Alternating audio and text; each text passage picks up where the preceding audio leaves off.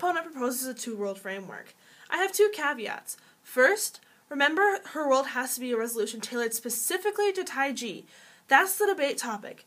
In many places, she tries to skew the debate by expanding her focus beyond this, making her extra topical. I will point these out as I go through her case. Second, because she offers her third contention claiming the UN can pass a resolution, she must prove the contention true in order to access her world. It would be abusive to offer this contention and later claim fiat or that she only has to prove impacts in a hypothetical world. Negative contention 1, the nature of the UN. Cross-apply this to her third contention. Article 2, subpoint 7 of the United Nations Charter says, "Nothing contained in the present Charter shall authorize the UN to intervene in matters which are essentially within the domestic jurisdiction of any state, or shall require the members to submit such matters to settlement under the present Charter. Furthermore, the UN has no documents recognizing animal rights. Therefore, its lack of legal framework to base the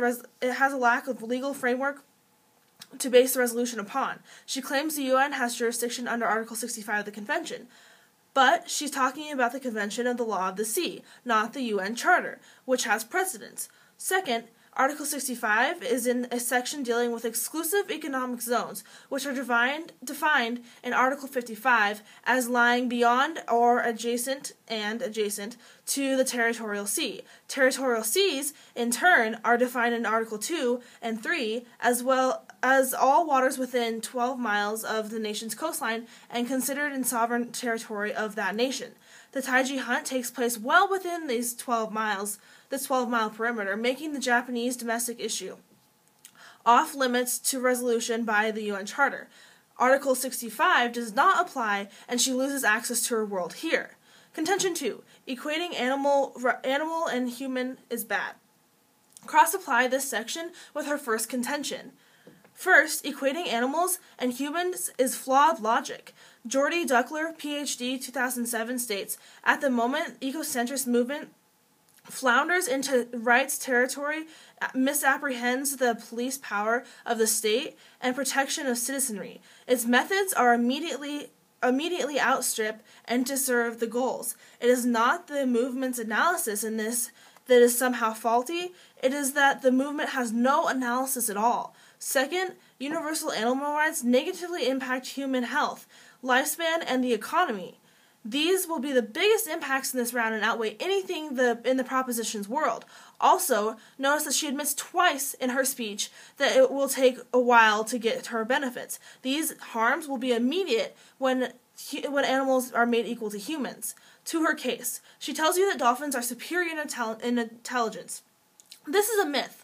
Emily Anthus writes in February 2014 that recent findings suggest it may be time to abandon the assumption that there is something special about dolphins. Justin Gregg, zoologist with the Dolphin Communication Project, notes in September 2013 that new research asserts that humans have been misled by decades of flawed scientific research biased toward proving dolphins have near-human qualities. Dolphins are fascinating, he says, but in terms of intelligence, they are nowhere near as special as they have been portrayed. Next, around the 115 mark, she tells you that we have to treat all living things equally. First, this is extra topical. She goes beyond dolphins here. I could have counterplanned for universal animal rights and tried to out-impact her, but she steals that ground. Ignore any non-dolphin benefits she tries for. Second, she never cites evidence how the UN can bring about this ethical shift from a simple resolution on Taiji.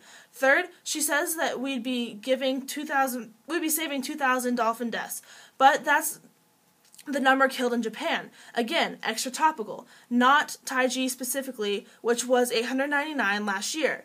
Fourth, cross-apply my contention too about why this is bad.